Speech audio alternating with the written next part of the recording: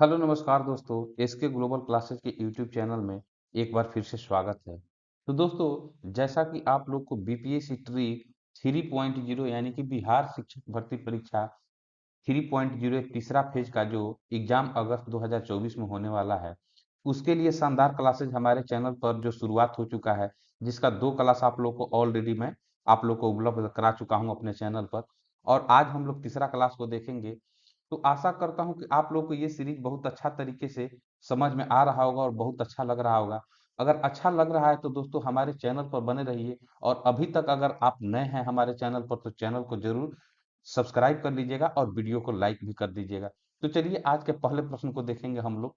बहुत ही शानदार ये क्लास होने वाला है, आप लोग बस वीडियो के लास्ट तक बने रहिएगा।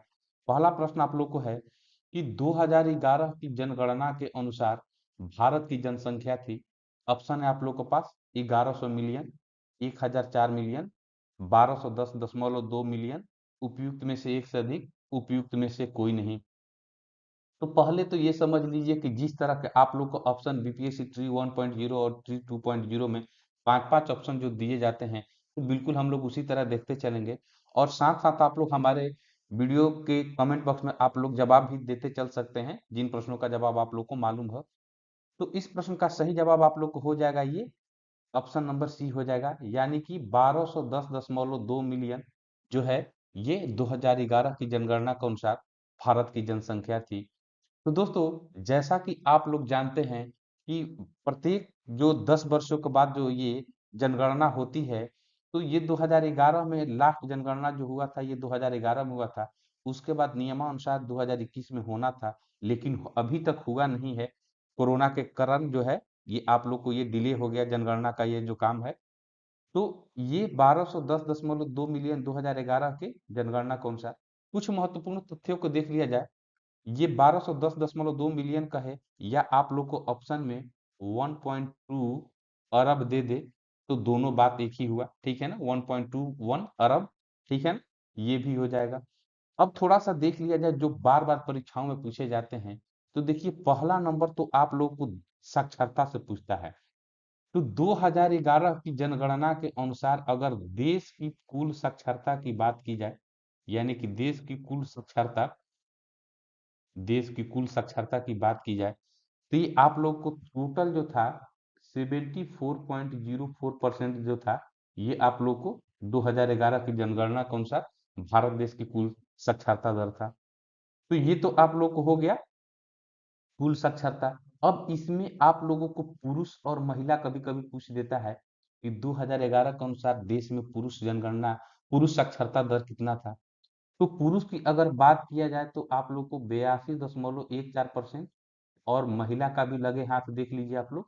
महिला की अगर बात किया जाए तो ये 65.46% जो था, ये पूरे देश में जो था, यही आप लोग को साक्षरता दर था 2011 की जनगणना के अनुसार। ये आप लोग को बहुत बार प्रश्न पूछे जाते हैं। और क्या प्रश्न पूछे जाते हैं वो भी फैक्ट आप लोग देख लीजिए। पूरा आप लोग का डाउट क्लियर करते चलेंगे हम। आप लोग बस मेरे चैनल को सपोर्ट करते रहिए और मुझको सपोर्ट करते रहिए। आप लोग की तैयारी तो मैं इतना जबरदस्त करा दूंगा कि आप लोग खुद ही बोलिएगा। तो एक चीज तो ये हो गया। अब देख लीजिए कि एक और चीज पूछता है कि तीन टॉप लेवल का, यानी कि साक्षरता में सबसे टॉप थ्री का अगर बात किया जाए 2011 की जनगणना के अनुसार टॉप थ्री राज्य का, तो देख लीजिए टॉप थ्री में आ जाएगा केरल। केरल के बाद आ जाएगा लक्षद्वीप। लक्षद्वीप जो कि ये यूनियन टेरिटरी है, ठीक है ना, यानी केंद्र शासित प्रदेश है। और आप लोग को हो जाएगा मिजोरम। ये मेरे भाई आप लोग को जो फैक्ट बता रहे हैं ना, अच्छे अच्छे चैनलों पर जहां आप लोग पेड क्लास करते हैं, अच्छे अच्छे चैनलों पर इतना फैक्ट नहीं बताया जाता है। तो आप लोगों के लिए खैर छोड़िए उन बातों को। आप लोग चलिए देखिए कि केरल की ये टॉप थ्री में सबसे ज्यादा केरल की साक्षरता दर थी। तो कभी पूछ ले प्रश्न कि कितना था भाई, तो वहां का साक्षरता दर 93.91% था 2011 की जनगणना के अनुसार। लक्षद्वीप का जो हो जाएगा ये 92.28% था।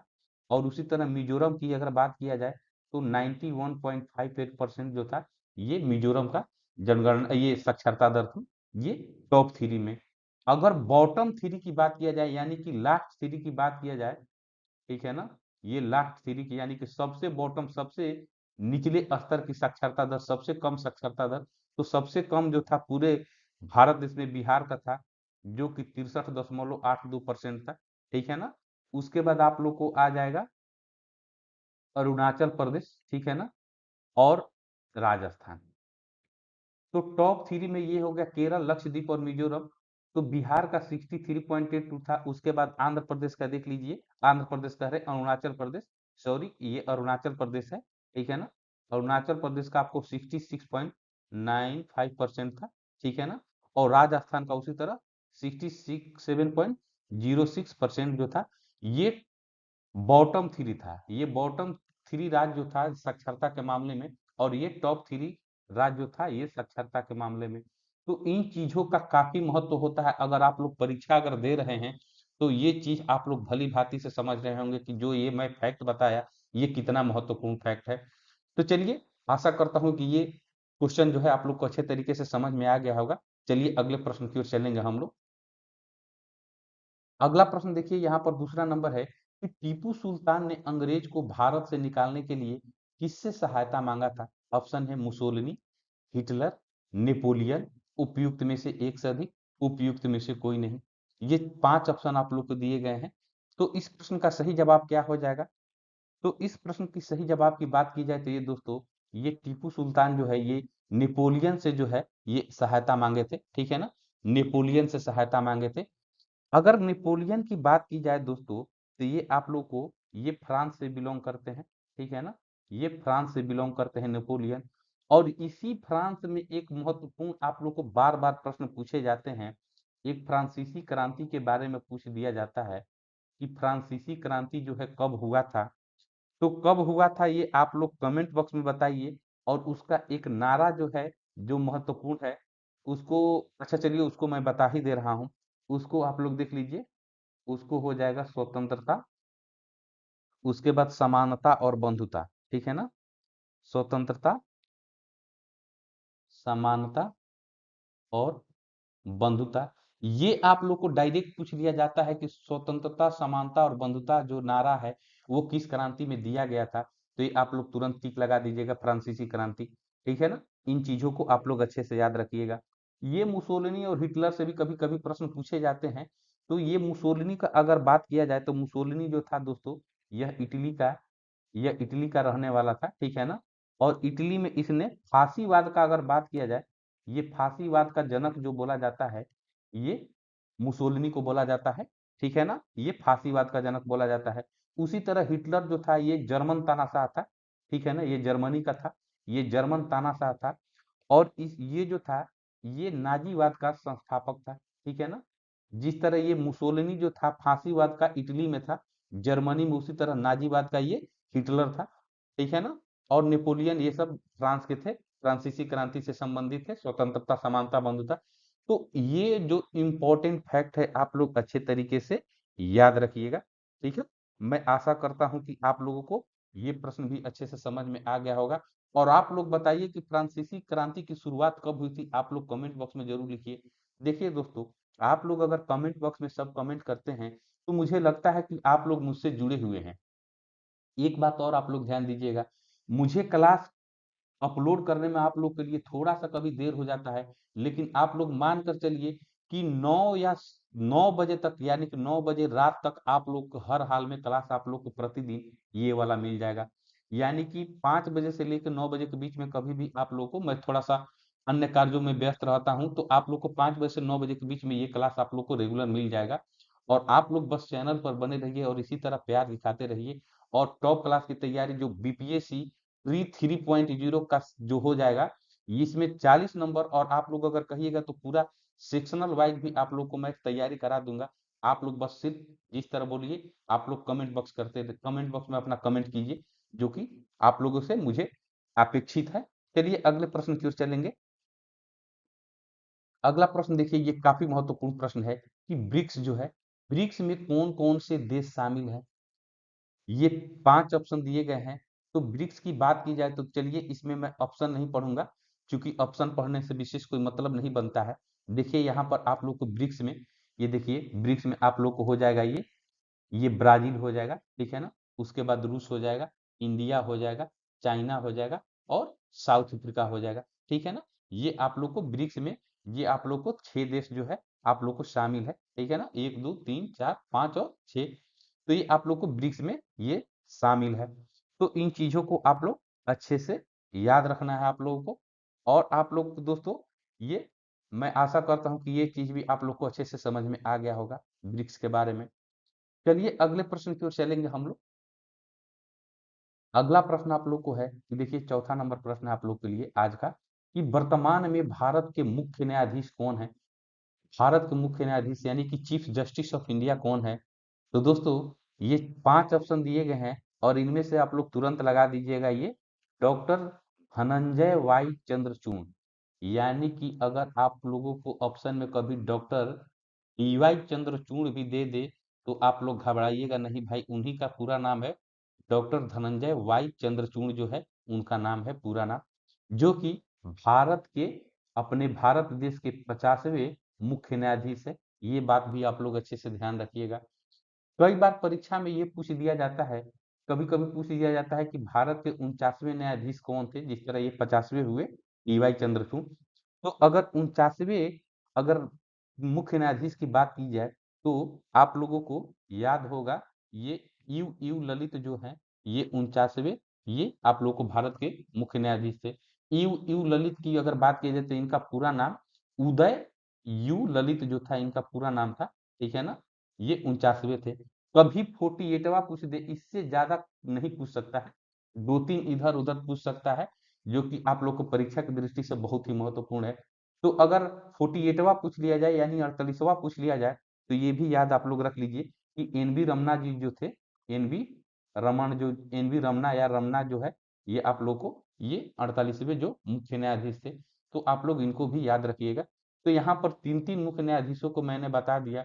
तो एक एक प्रश्न में आप लोग देखिए कितने प्रश्नों को मैं कवर करा रहा हूँ। तो आप लोग इतना शानदार, अगर आप लोग को ये क्लास लग रहा है तो आप लोग भाई वीडियो को लाइक करना मत भूलिएगा। देखिए, वीडियो पर आप लोग लाइक करते हैं और कमेंट करते हैं तो मैं क्या बताऊं, मुझे अंदर से बहुत अच्छा फीलिंग आता है और तुरंत आप लोग के लिए एक और शानदार वीडियो बनाने के लिए मन करता है। तो आप लोग के लिए जो ये वीडियो मैं लाता हूं, तो ये आप लोग का लाइक कमेंट और आप लोग जो सब्सक्राइब करते हैं, यहीं से मोटिवेशन मुझे मिलता है। तो आप लोग अपना छोटा सा ये काम करते रहिए, मैं आप लोग का ये बड़ा वाला काम कर कर आप लोग को हमेशा लेकर आते रहूंगा। चलिए अगले प्रश्न की ओर चलेंगे हम लोग। अगला प्रश्न 5वां नंबर है कि संक्षिप्त रूप से पीएसएलवी का अर्थ क्या होता है। दोस्तों, कई बार आप लोग को ये, जैसे चंद्रयान, ये आप लोग को आदित्य एल1, ये सब जब सैटेलाइट लॉन्च होता है तो आप लोग बहुत बार पीएसएलवी और जीएसएलवी का नाम बार बार सुने होंगे। तो ये पीएसएलवी क्या होता है आप लोग को बताना है। तो दोस्तों, ये पीएसएलवी जो होता है ना, ये आप लोग को होता है polar polar satellite launch vehicle, जो है इसका नाम होता है पीएसएलवी का। अब इसी तरह ये जीएसएलवी की बात की जाए, ये तो पीएसएलवी का हो गया, polar satellite launch vehicle. GSLV की अगर बात किया जाए तो ये दोस्त मेरे आप लोग को हो जाता है, मैं लिख दे रहा हूं, जियो सिंक्रोनस, जियो सिंक्रोनस सैटेलाइट, जियो सिंक्रोनस सैटेलाइट लॉन्च व्हीकल जो है, इसका फुल फॉर्म हो जाता है जीएसएलवी का। और आमतौर पर ये जीएसएलवी और पीएसएलवी का बहुत उपयोग किया जाता है। ठीक है ना, ये सैटेलाइट को लॉन्चिंग करने में, तो ये एक लॉन्चिंग व्हीकल होता है, दोनों जीएसएलवी और पीएसएलवी। तो आशा करता हूं कि ये चीज भी आप लोग को अच्छे तरीके से समझ में आ गया होगा। चलिए अगले प्रश्न की ओर चलेंगे हम लोग।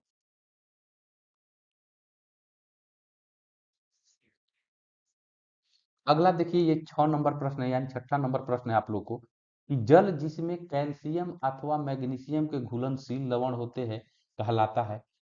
तो देखिए, ये जो कहलाता है, आप लोग को मैं यहाँ पर डायरेक्ट आंसर बता दे रहा हूँ कि कैल्शियम और मैग्नीशियम के जब घुलनशील लवण जब रहते हैं, तो दोस्तों वह जो जल कहलाता है, वह कहलाता है कठोर जल, या इसको हार्ड वाटर भी कहते हैं। ठीक है ना, हार्ड वाटर भी कहते हैं। ठीक है ना, तो ये कैल्शियम और मैग्नीशियम के घुलनशील लवण होते हैं। अब कठोरता की बात किया जाए तो देखिए, आप लोग को दो तरीके से प्रश्न बनते हैं। एक तो बनता है अस्थाई कठोरता, ठीक है ना, एक जल की अस्थाई कठोरता होता है, एक हो जाता है अस्थाई कठोरता। ठीक है, ये अस्थाई कठोरता, ये दो प्रकार का कठोरता जो होता है बार बार आप लोग को परीक्षाओं में पूछा जाता है। तो ये जो होता है ना अस्थाई कठोरता, आप लोग को जो परमानेंट होता है, ये कैल्शियम और मैग्नीशियम के जानते हैं, ये क्लोराइड और सल्फाइड लवण घुलनशील रहते हैं। कैल्शियम और मैग्नीशियम के क्लोराइड और सल्फाइड घुलनशील लवण के कारण जो है ये अस्थाई कठोरता होता है। ठीक है, इसको दूर करने का उपाय अगर बात किया जाए अस्थाई कठोरता को, यानी कि ये परमानेंट हार्डनेस कहते हैं अंग्रेजी में, ठीक है ना।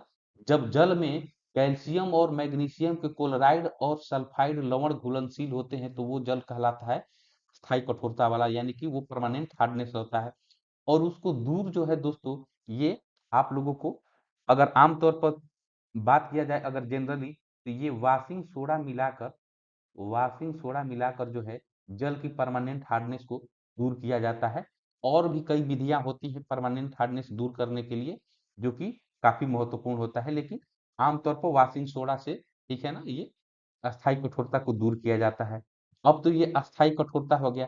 अब अस्थाई कठोरता की अगर देखा जाए तो देखिए यहाँ पर क्लोराइड और सल्फाइड था ना, यहाँ पर सिर्फ क्या हो जाएगा कि मैग्नीशियम और कैल्शियम के कार्बोनेट इसमें घुले रहते हैं, ठीक है ना।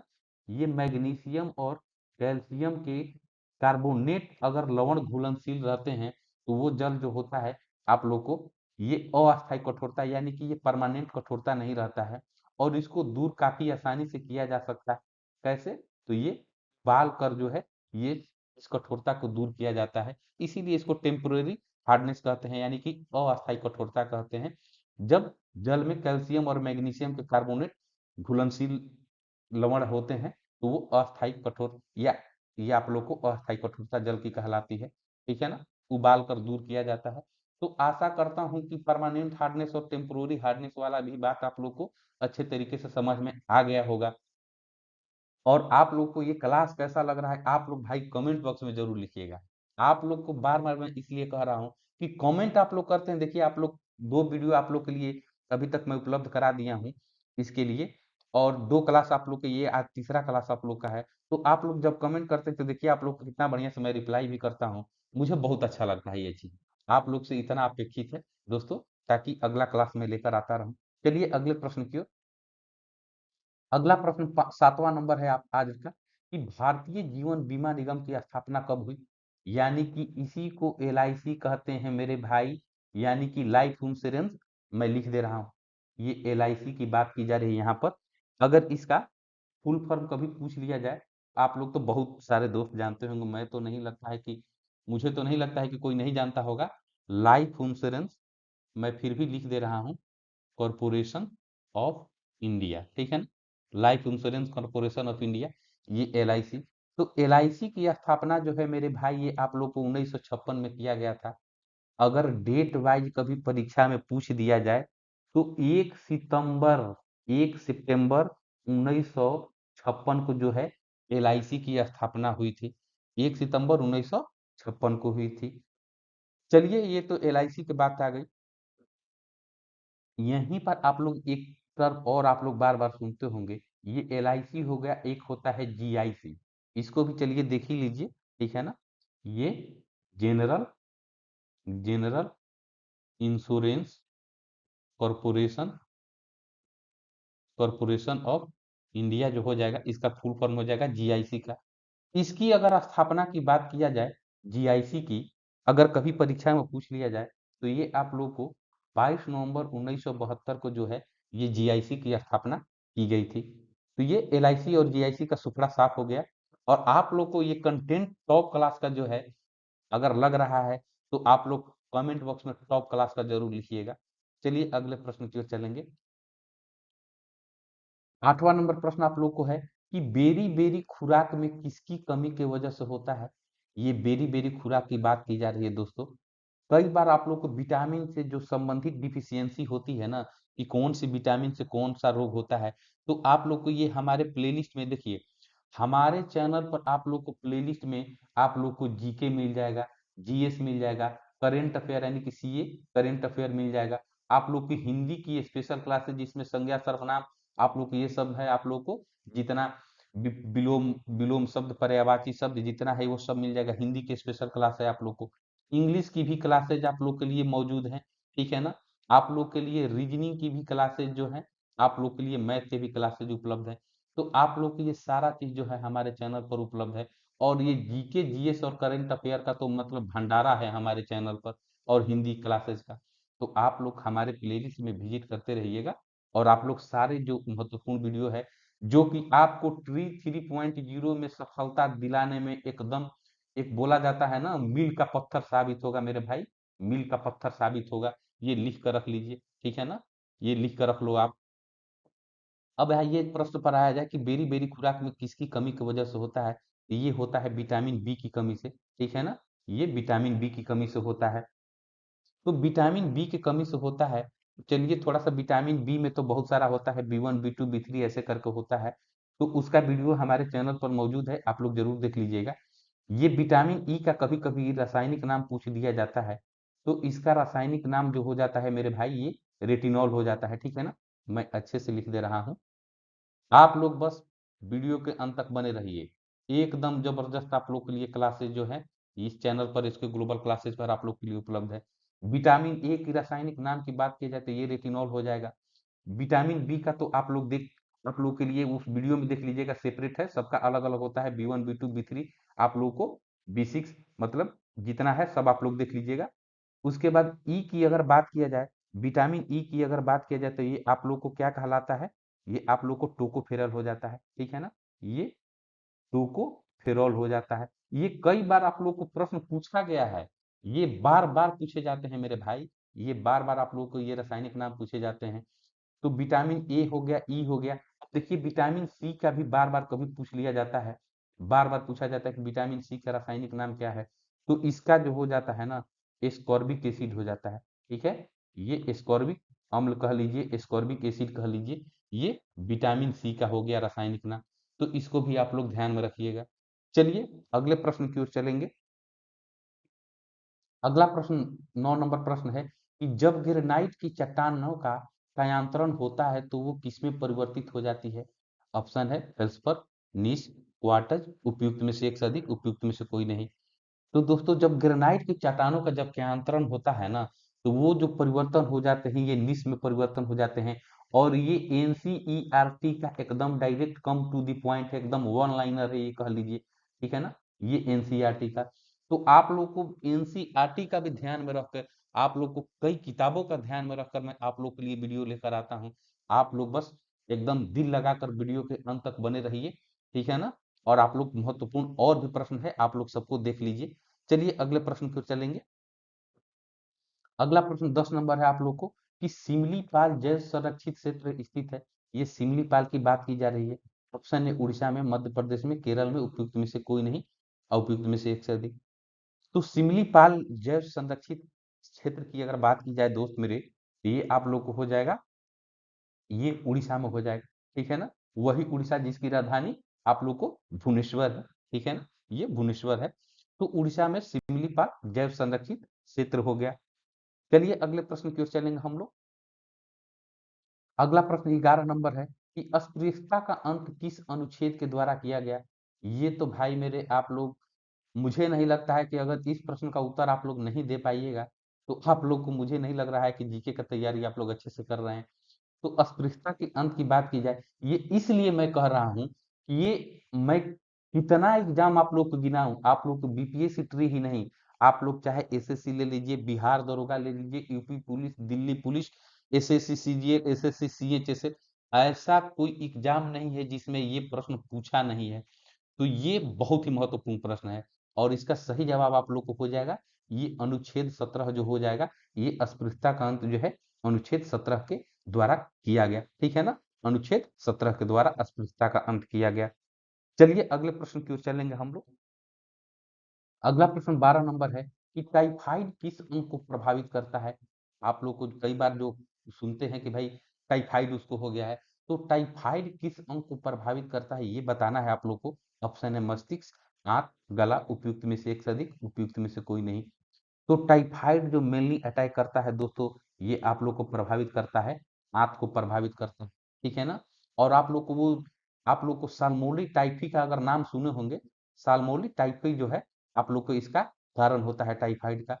तो चलिए अगले प्रश्न की ओर चलेंगे। अगला प्रश्न 13 नंबर है कि धार्मिक स्वतंत्रता का अधिकार किस अनुच्छेद के तहत सिख संप्रदाय को प्रदान किया गया है? बहुत ही महत्वपूर्ण प्रश्न दोस्तों। पहले तो ये देख लीजिए कि धार्मिक स्वतंत्रता का अधिकार की अगर बात किया जाए तो भारतीय संविधान के अनुच्छेद कहाँ से कहाँ तक ये है? धार्मिक स्वतंत्रता का अधिकार जो है आप लोग को अनुच्छेद 25 से लेकर अनुच्छेद 28 के बीच में इसकी बात की गई है, ठीक है ना? अनुच्छेद 25 से लेकर अनुच्छेद 28 के बीच में इसकी बात की गई है, धार्मिक स्वतंत्रता का अधिकार की अगर बात किया जाए। और उसमें भी ये सिख संप्रदाय को प्रदान करने वाला जो बात आ गया, ये आप लोग को अनुच्छेद 25 से संबंधित है, ठीक है ना? ये अनुच्छेद 25 से संबंधित है। ऑप्शन बी जो हो जाएगा बिल्कुल सही जवाब हो जाएगा।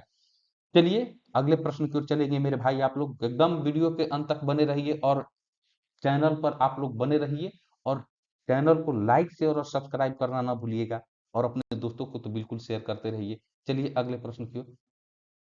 अगला प्रश्न 14 नंबर है कि बीसीजी का टीका किस रोग के बचाव के लिए दिया जाता है?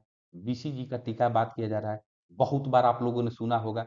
तो चलिए थोड़ा सा मैं इसके बारे में जानकारी दे दूं। ये बीसीजी का टीका दिया कब जाता है? तो दोस्त मेरे, ये बीसीजी का टीका जो है ना, ये जन्म लेने के 24 घंटे के अंदर ही इसको दिया जाता है। अगर कोई नवजात शिशु जन्म लिया है तो उसके जन्म लेने के 24 घंटे के अंदर में ये बीसीजी की खुराक दी जाती है, ठीक है ना? ये बीसीजी की और पोलियो जीरो का और बहुत सारा चीज दिया जाता है, लेकिन बीसीजी का खुराक जो है आप लोग को 24 घंटा के अंदर दिया जाता है। और यह जो होता है आप लोग को टीबी से बचाव के लिए होता है। टीबी अगर दे दे, यानी कि इसको अगर क्षय रोग भी आप लोग को ऑप्शन में दे देना तो आप लोग घबराइएगा नहीं, करे सर तो टीबी बताए थे और यहाँ पर क्षय रोग दे रहा है। तो टीबी और क्षय रोग जो है दोनों एक ही है मेरे भाई, आप लोग इसको ध्यान में रखिएगा। और बीसीजी का टीका ये क्षय रोग को नियंत्रण करने के लिए ही दिया जाता है नवजात शिशुओं को 24 घंटे के अंदर में जन्म लेने के। चलिए अगले प्रश्न की ओर चलेंगे हम लोग। प्रश्न 15 नंबर है कि नोवाक जोकोविच किस देश के प्रमुख टेनिस खिलाड़ी हैं? नोवाक जोकोविच की बात की जाए तो ये बहुत ही प्रमुख टेनिस खिलाड़ी हैं और ये दोस्त मेरे ये कहाँ से बिलोंग करते हैं? तो ये सर्बिया से बिलोंग करते हैं, ठीक है ना? ये सर्बिया से बिलोंग करते हैं। टेनिस की अगर बात की जाए ना, मैं एक चीज आप लोग को बता दूं कि यहाँ पर देखिए चार चीज जो है, मैं तीन और ये चार, चार यहाँ पर ग्रैंड स्लैम लिख दे रहा हूँ। ये चार ग्रैंड स्लैम जो है ना, आप लोग को पूरा जीवन में परिवर्तन ला देगा, ठीक है ना? क्योंकि ये प्रश्न जो है, मैं इतना इसको डीपली आप लोग को बता दूंगा कि ये प्रश्न अगर पूछ दे तो आप लोग को कहीं से नहीं छूटेगा। अगर आप लोग को इस तरह, अगर आप लोगों को मैं इतना अच्छे से पढ़ा रहा हूँ तो आप लोग दोस्तों एक इस वीडियो को जरूर लाइक कीजिएगा, ये मैं बार बार कह रहा हूँ। और अब इस चैनल को ग्रो कराने में आप लोग को मदद जो है बिल्कुल चाहिए, क्योंकि आप ही लोग जो है मुझे मोटिवेशन प्रदान करते हैं। तो टेनिस की ग्रैंड स्लैम की बात किया जाए तो देखिए इससे क्या क्या प्रश्न पूछे जाते हैं वो देख लीजिए। चार आप लोग को ग्रैंड स्लैम हो जाता है कौन कौन? पहला देख लीजिए, ये ऑस्ट्रेलियन ऑस्ट्रेलियन ओपन टेनिस होता है, ठीक है ना? ऑस्ट्रेलियन ओपन होता है। दूसरा हो जाता है आप लोग को फ्रेंच ओपन होता है। थोड़ा सा मेरा अक्षर उतना अच्छा नहीं है, आप लोग उसको विशेष ध्यान मत दीजिएगा। ऑस्ट्रेलियन ओपन, फ्रेंच ओपन और तीसरा आप लोग को हो जाता है विम्बलडन हो जाता है, ठीक है ना? विम्बलडन हो जाता है, ठीक है? ये विम्बलडन हो जाता है। और आप लोग को अंतिम जो हो जाता है यूएस ओपन हो जाता है, यूएस ओपन हो जाता है। ये चार ग्रैंड स्लैम जो है दोस्तों प्रति वर्ष जो है आप लोग को आयोजित होता है, ठीक है ना? ऑस्ट्रेलियन ओपन, फ्रेंच ओपन और विम्बलडन और यूएस ओपन। अब यहाँ पर देखिए प्रश्न क्या पूछा जाता है कि किस कोर्ट पर खेला जाता है? ये प्रश्न बार बार आप लोग को परीक्षाओं में देखे देखे होंगे कि ये किस कोर्ट पर खेला जाता है। तो देखिए ऑस्ट्रेलियन ओपन और यूएस ओपन, ठीक है ना? ये ऑस्ट्रेलियन ओपन टेनिस जो आप लोग का ग्रैंड स्लैम होता है, ये हार्ड कोर्ट पर खेला जाता है, ये हार्ड कोर्ट पर खेला जाता है, ठीक है ना? और ये भी जो है यूएस ओपन जो है ये हार्ड कोर्ट पर खेला जाता है, ठीक है? अब फ्रेंच ओपन की बात किया जाए ना, फ्रेंच ओपन दोस्तों यह जो है मिट्टी पर खेला जाता है, ठीक है ना? ये मिट्टी पर खेला जाता है और विंबलडन की अगर बात किया जाए तो ये घास पर खेला जाता है, ठीक है ना? ये घास पर खेला जाता है और मेरे भाई इसको आप लोग वेरी वेरी वेरी मतलब जितना भी लगा लीजिए, ये बहुत ही महत्वपूर्ण पॉइंट है।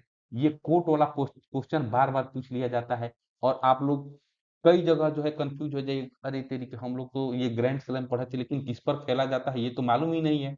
तो हार्ड कोर्ट पर ऑस्ट्रेलियन और यूएस ओपन, फ्रेंच मिट्टी पर और विंबलडन जो है ये घास पर। एक और महत्वपूर्ण तथ्य यहाँ पर छूट रहा है, उसको मैं विंबलडन के थ्रू बता दे रहा हूँ कि एक और क्या महत्वपूर्ण तथ्य है। ये विंबलडन की अगर बात किया जाए तो ये ग्रैंड स्लैम जो है ये सबसे पुराना ग्रैंड स्लैम है। अगर टेनिस का सबसे पुराना ग्रैंड स्लैम की बात किया जाए ना तो ये विंबलडन हो जाता है, ठीक है ना? ये सबसे पुराना जो है विंबलडन हो जाता है। सबसे पुराना ग्रैंड स्लैम टेनिस का ये विंबलडन हो गया। तो आप लोग इस पॉइंट को भी दोस्त आप लोग अच्छे से याद रखिएगा। चलिए अगले प्रश्न की ओर चलेंगे हम लोग।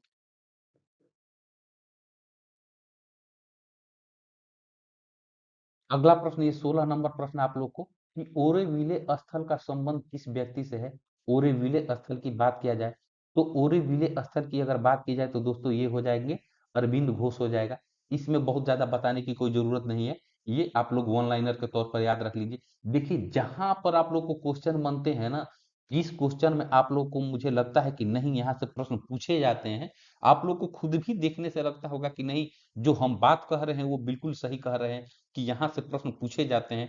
तो जहां पर आप लोग को इंपॉर्टेंट फैक्ट की जरूरत पड़ रही है वहां पर मैं बिल्कुल बताना नहीं भूलूंगा। और दोस्तों आप लोग के लिए मैं ये जो पढ़ा रहा हूँ, आप लोग अगर और भी डीपली आप लोग नॉलेज चाहते हैं, पूरे टॉपिक वाइज चाहते हैं, तो आप लोग को उस तरह की क्लासेज मिल जाएगी। आप लोग फिलहाल आप लोग को जो 40 नंबर की जो सीरीज चलाए हैं कि जो कॉमन पेपर रहता है सब किसी के लिए 40 नंबर, उसकी तैयारी आप लोग शानदार तरीके से करते रहिए। चलिए अगले प्रश्न की ओर चलेंगे। अगला प्रश्न 17 नंबर आप लोग को है कि भारत में तंबाकू की खेती किसने प्रारंभ की? भाई मेरे देखिए कितना महत्वपूर्ण प्रश्न हो गया। ऑप्शन है फ्रांसीसियों ने, डचों ने, पुर्तगालियों ने, उपयुक्त में से एक से अधिक, उपयुक्त में से कोई नहीं। तो भारत में तंबाकू की खेती की शुरुआत की अगर बात की जाए तो देखिए यहाँ पर सबसे महत्वपूर्ण बात क्या होता है, ये तो पहले तो देख लीजिए कि किसने शुरुआत किया था। तो पुर्तगालियों ने शुरुआत किया था सबसे पहले।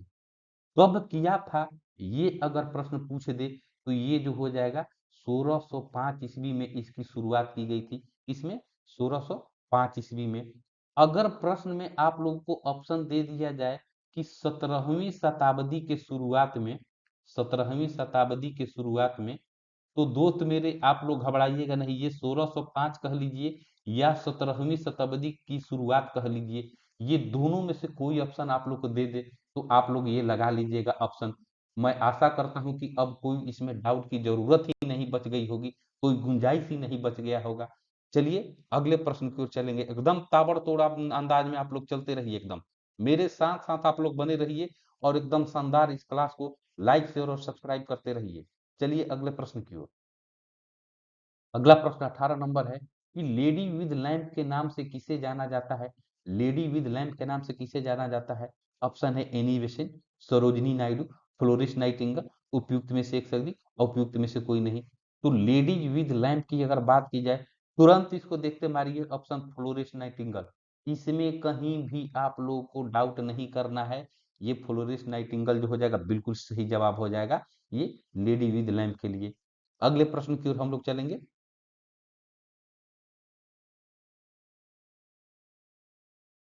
प्रश्न 19 नंबर है कि जीन को सबसे पहले किस वैज्ञानिक ने आइसोलेट किया था? ऑप्शन है Hargobind Khorana, doctor M S Nathan, Charles Darwin, उपयुक्त में से एक से अधिक, उपयुक्त में से कोई नहीं।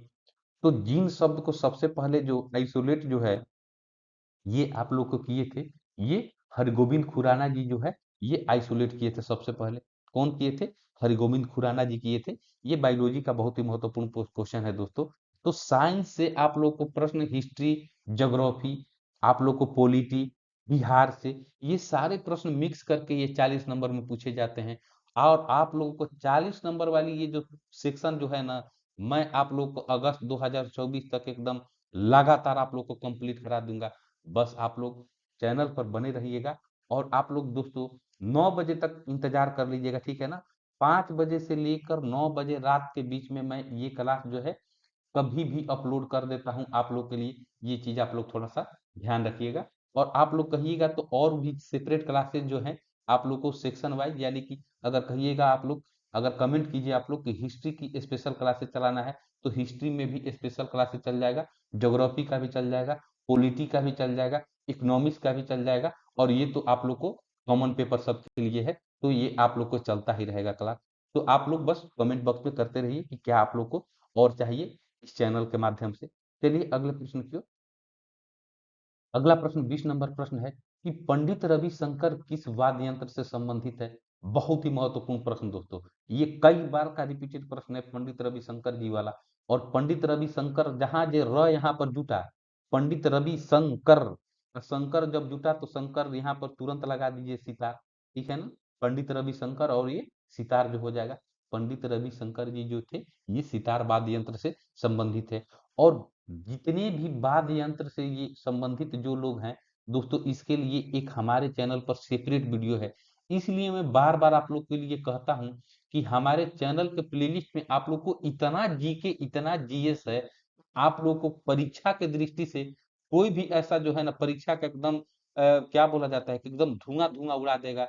आप लोग जितना भी क्वेश्चन है जीके जीएस, और आप लोग को ये जितने भी प्रश्न महत्वपूर्ण इंपॉर्टेंट आप लोग को करंट अफेयर का जो वीडियो डाला हूँ और जितने भी वीडियो डाले हैं, आप लोग कृपया करके उसको देख लीजिए और फिर बताइए कि क्लास आप लोग को कैसा लगता है। आप लोग, मैं आशा करता हूँ कि आप लोग को सारा क्लास अच्छा लगेगा। चलिए अगले प्रश्न की ओर चलेंगे। ये आप लोग को 20 प्रश्न हो गया और टाइम आप लोग को लगभग 36 मिनट हो गया है। तो दोस्तों ये 20 ही प्रश्न मैं इस वीडियो के माध्यम से आप लोग को कराऊंगा। अगला आप लोग को वीडियो जो है कल उपलब्ध होगा। और आज के लिए आप लोग अपने होमवर्क प्रश्न देख लीजिए, जिसका जवाब आप लोग को कमेंट बॉक्स में करना है। तो होमवर्क जो प्रश्न है आप लोग के लिए 21 नंबर, कि बाल दिवस किस तिथि को मनाया जाता है, ठीक है ना। ये बाल दिवस काफी इजी क्वेश्चन है, आप लोग को कमेंट बॉक्स में इसका जवाब देना है। आप लोग को इसको कमेंट बॉक्स में इसका जवाब देना है बाल दिवस को।